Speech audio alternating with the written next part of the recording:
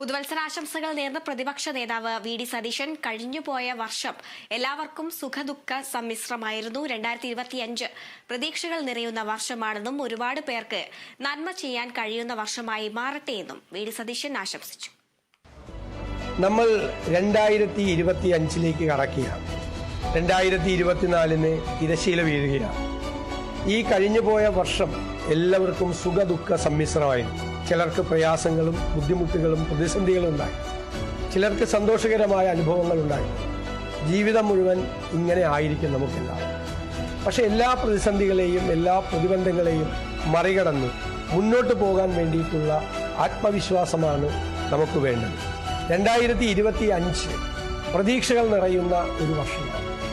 ഈ വർഷത്തിൽ ഒരുപാട് കാര്യങ്ങൾ ചെയ്തു തീർക്കാൻ, ഒരുപാട് നന്മകൾ ചെയ്യാൻ, ഒരുപാട് ആളുകളെ സഹായിക്കാൻ, നമുക്ക് ചുറ്റുമുള്ള പാർശ്വവൽക്കരിക്കപ്പെട്ട ഒരുപാട് പാവപ്പെട്ട മനുഷ്യരെ ഹൃദയത്തോട് ചേർത്ത് നിർത്താൻ, ഒരുപാട് മനുഷ്യർക്ക് നന്മ ചെയ്യാൻ എല്ലാം കഴിയുന്ന ഒരു വർഷമായി മാറട്ടെ. എല്ലാവർക്കും സന്തോഷകരമായ പുതുവത്സര ആശംസകൾ നേരുന്നു.